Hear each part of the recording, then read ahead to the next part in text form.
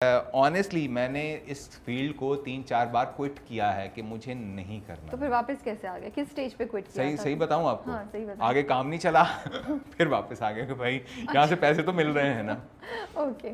तो सच्ची बात ये है। बट आपने इसको एज ए चैलेंज लिया, मुझे लगता है। शौक तो हाँ, नहीं नहीं, था। बट अब क्या है? अभी भी एक्टिंग, अब एक्टिंग चैलेंज है।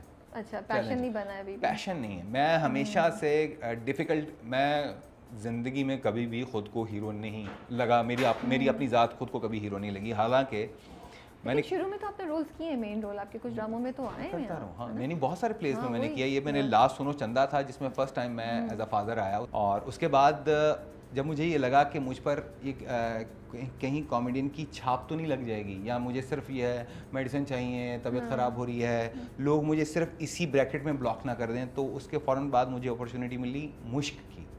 इमरान अशरफ का लिखा हुआ मुश्क, और उसमें एहसन तालिश ने उसको डायरेक्ट किया। तो उसमें एक कोई ओल्ड एज कैरेक्टर था, तो वो मुझे एकदम से हिट किया। मैंने कहा यार अगर मैं ये कैरेक्टर अच्छे से प्ले करता हूँ और मैं रिकग्नाइज ना करवा पाऊँ लोगों को कि ये सुहेल समीर है, तो ये मेरा चैलेंज था। और अल्लाह का शुक्र है कि मैं उसमें कामयाब हुआ और लोगों ने नहीं रिकग्नाइज किया। जब पता चला मैंने कहा ये तो वो है। हाँ। तो ये था कि अल्लाह का शुक्र है कि उसमें अल्लाह ने मुझे फिर मेरी चाहत के हिसाब से मुझे नवाज दिया।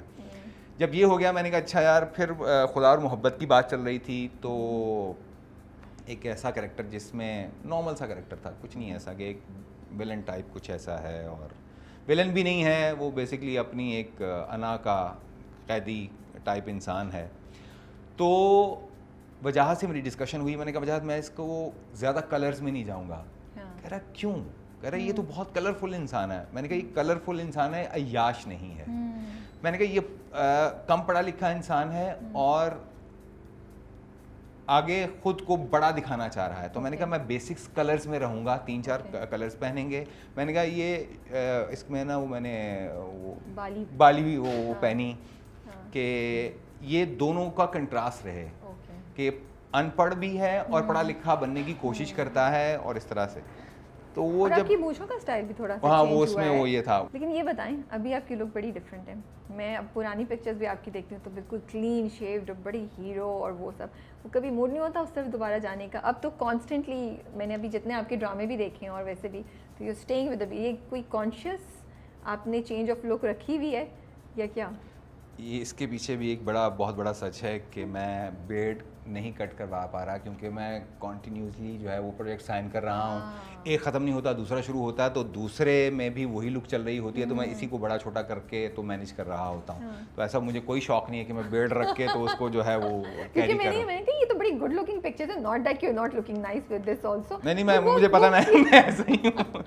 वो मैंने थोड़ी चेंज किया। मैंने कहा मैं पूछूंगी कि क्या फिलॉसफी है इसके पीछे। फिलॉसफी नहीं, सिर्फ ये है कि मैं कमिटमेंट के साथ चल रहा होता हूँ कि अगर मैंने एक प्रोजेक्ट अभी कंप्लीट नहीं हुआ होता तो मुझे उसकी कमिटमेंट को पूरा करने के लिए, मैं एक फिल्म कर रहा हूँ पिछले कोई 1.5-2 साल से, उसका नाम है चौधरी। तो उसमें मेरी ये लुक थी और वो फिर मैं बियर्ड को नहीं बना सका, और उसी में फिर ये सारे प्रोजेक्ट्स होते चले गए।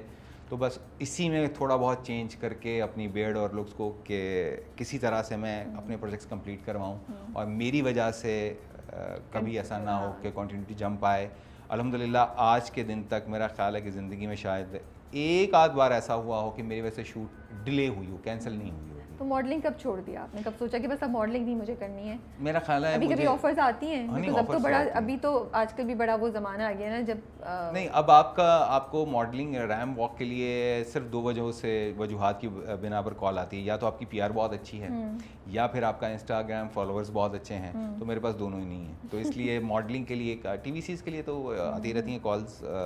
बट ये सोशल मीडिया का प्रेशर फील होता है आपको? बिकॉज इंस्टा पे कि पोस्ट करें वो करें और यू आर लाइक नहीं यार मैंने नहीं करना, बस जो है वो है। मैं बीच में मुझे होता है थोड़ी देर के लिए, कुछ दोस्त मुझे मोटिवेट करते हैं कि नहीं तुम्हें करना चाहिए, तो फिर मैं करता हूँ। और इसमें सबसे ज़्यादा इनिशिएटिव है एहसन भाई का और अपना नादिया का। ओके, ये मेरा इंस्टाग्राम भी इन दोनों ने ही उन्होंने एक्टिव करवाया। अच्छा। और तुम देखो तुम्हारे इंस्टाग्राम फॉलोअर्स कितने बढ़ेंगे और तुम पोस्ट नहीं लगाते और तुम्हें होना चाहिए, ये सब कर रहे हैं। तो स्टार्ट में तो मैंने किया, फिर मुझे ये एक ड्यूटी लगना शुरू हो गया। और that's true. हाँ, और मेरे लिए अच्छा मुझे ये लगता है कि मैं क्या खा रहा हूँ, मैं खा रहा हूँ, मुझे दूसरों को क्यों बताऊँ कि मैं क्यों खा रहा हूँ, मैं कहाँ खा रहा हूँ। लोगों को जानना है कि क्या खा रहे हैं आप। आपने सही पहना है, क्या मेरा है, ख्याल है आपकी कि रूटीन क्या है? कुछ चीज़ें ऐसी हैं कि आप अपनी हर बात हर एक से कैसे शेयर कर नहीं सकते कर हैं, सकते हैं। तो मुझ में ये नहीं है। अब हमारे यहाँ पे सारी शादियाँ सोशल मीडिया के ऊपर हो रही होती हैं, इवन दो प्रेगनेंसीज की भी सारी जो है वो डिटेल्स उस पर जा रही होती हैं। तो मुझे लगता है कि कुछ खुशियाँ और कुछ गम आपकी अपनी ज़ात की हद तक ही महदूद रहें तो अच्छा है। आप ही उनको जानें और आप ही उनसे एंजॉय करो और आप ही उन पर दुखी हों। ज़रूरी नहीं है कि आप एक पूरे न्यूज़पेपर की तरह अपने सारा कुछ छाप के रख दें। तो आप बहुत अरसे से काम कर रहे हैं, पीटीवी के बहुत ड्रामे आपने किए, मैं अभी भी लिस्ट देख रही थी। 2002-03 से मेरा करियर का स्टार्ट है अल्हम्दुलिल्लाह। एग्जैक्टली, और अभी मतलब पीटीवी पे बहुत आपने काम किया। सो वो ज़माने से लेके इस ज़माने का जो चेंज हुआ है वो आपने देखा भी है। आपने अपने आप को कैसे मेंटली और अपने टैलेंट वाइज या अपनी अपनी पर्सनल लाइफ में भी अपने कैसे आपने अपने आप को चेंज किया टू अकोमोडेट कि आप इस अब जो नया माहौल है उसमें एक आप बड़ी adjust अच्छी कर सकें? कोटेशन है, हालात ख्यालात को बदल देते हैं। ओके। तो मेरा ख्याल है कि जैसे हालात होते हैं, और मेरा ये मानना है और यही रियलिटी है कि इंसान पानी की मिकदार इंसान की बॉडी में ज़्यादा है, तो इंसान पानी की तरह है। जिस बर्तन में डालोगे वो उस जैसी शेप बना लेगा, वो वैसा फिक्स हो जाएगा। मेरा ख्याल है कि हालात के साथ साथ इंसान खुद ब खुद जो है ना वो। बट आपको क्या लगता है, क्या 2 या 3 चीज़ें जो आपके अंदर चेंज हुई हैं एज एन एक्टर, जो जब पीटीवी के टाइम पे आप काम करते थे और अब जब आप प्राइवेट चैनल्स के लिए प्रोडक्शन में काम कर रहे हैं? मेरा ख्याल है कि जब मैंने पीटीवी पे काम करना शुरू किया तब भी वो बिल्कुल जाता हुआ दौर था। 2002-03 में उस तरह से जो है वो पीटीवी का दौर ख़त्म हो रहा था, और ये सब नए चैनल्स जियो और ARY और ये सब आना शुरू हो चुके हुए थे। पहले ज़रा जो है वो सब मिलकर बैठकर रिहर्स भी कर लेते थे, बात भी हो जाती थी। अब ऐसा नहीं है। अब आपके पास PDF फाइल आती है, उसमें आपके सीन्स आपके पास होते हैं, आपने सिर्फ याद करने हैं। अब आपने उसमें एक्सप्रेशन क्या देने हैं, आपने उसमें अपनी बॉडी लैंग्वेज क्या रखनी है, ये सब आपके अपने ऊपर है। पहले डायरेक्टर के साथ होता था कि डायरेक्टर आपको लीड और गाइड कर रहा होता था। अब जब इस दौर में ये है कि आपकी मेमोरी बहुत अच्छी हो रही है, बादाम आप खाते रहें ताकि आपको याद रहे। और अगर लकीली आपको आप अच्छे डायरेक्टर्स के साथ काम कर रहे हैं, जैसे कि एहसन भाई हैं या सरमद हैं या अमीन इकबाल हैं या सैफ़ी भाई हैं या और ऐसे बहुत सारे एहतशाम भाई हैं, अगर आप इन लोगों के साथ काम कर रहे हैं जो अपने काम को लेकर बहुत ज़्यादा पैशनेट हैं और जो अपनी एक यूनिकनेस रखते हैं और अपने आप को एक अलग से जिनका नाम है और मुकाम है, तो फिर आप में और ज़्यादा प्लस एजेस आ जाती हैं। जैसे कि मुश्क में मुझे याद है कि एक वॉक थी, वो मेरा आइडिया नहीं था, वो एहसन भाई ने कहा कि यार ये होना चाहिए। उसका गेटअप जो था वो एहसन भाई ने खुद किया था। मेरी बियर्ड और वो वेग और एक्सटेंशन वगैरह और सब मुझे खुद वो सारा खुद तैयार करते थे। तो जब ऐसे लोगों के साथ आप काम करते हैं जो अपने काम को लेकर और बहुत ज़्यादा पैशनेट हैं और अपनी एक डिस्टिंग्विश जो है वो एक लीग रखते हैं, तो फिर आपको बहुत कुछ मिलता है सीखने के लिए। खुदा मोहब्बत कैसा आया आपके पास?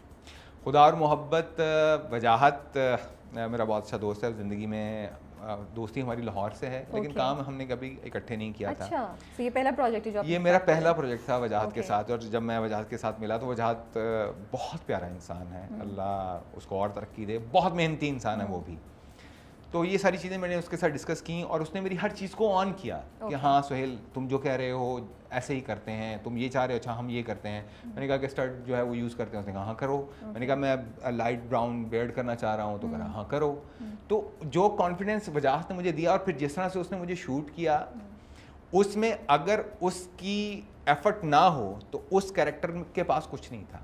तो जब आया आपके पास तो आपने क्यों हाँ बोली? जैसे आप खुद ही कह रहे हैं कि उस कैरेक्टर पर ज़्यादा कुछ आई डोंट नो कि आगे जाके स्टोरी कितनी वो आती है। मुझे लगता है कि भाई का रोल होगा या अगर इतना नहीं भी है तो आपने हाँ मेरे इतनी सारी बातों के बाद मेरा ख्याल है कि मैं सिर्फ बजट को देखता हूँ। कैरेक्टर अच्छा है तो ठीक है, वरना मैंने खुदा इसके लिए सोनो चंदा के लिए मैंने मना किया था। सोनो चंदा का जब कैरेक्टर मुझे ऑफर, हाँ मेरा फर्स्ट ऐसा कैरेक्टर था जिसमें एज अ फादर मैं प्ले करना था। मुझे बहुत सारे मेरे कोलीग्स ने भी मना किया। मैं तब एक प्ले था साया हॉरर, वो भी काफ़ी हिट हुआ था। तो उसके जो मेरा दोस्त है खुर्रम डायरेक्टर, उसने भी मुझे मना किया कि अभी आपको फादर एज फादर कैरेक्टर नहीं करना चाहिए। तो मुझे एहसन भाई से मैंने फ़ोन किया कि एहसन भाई यार मुझे इस तरह से ऑफ़र है और आप वो कर रहे हैं। तो उन्होंने कहा कि यार कि तुमने किस लीग को खेलना है, एज हीरो लीग को खेलना है या तुमने एज एक्टर लीग को खेलना है, अब ये डिसाइड तुमने करना है। तो मैंने तब सोचा कि तुम हीरो थे कभी? नहीं, तो बस फिर ठीक है, एज ए कैरेक्टर तो करो।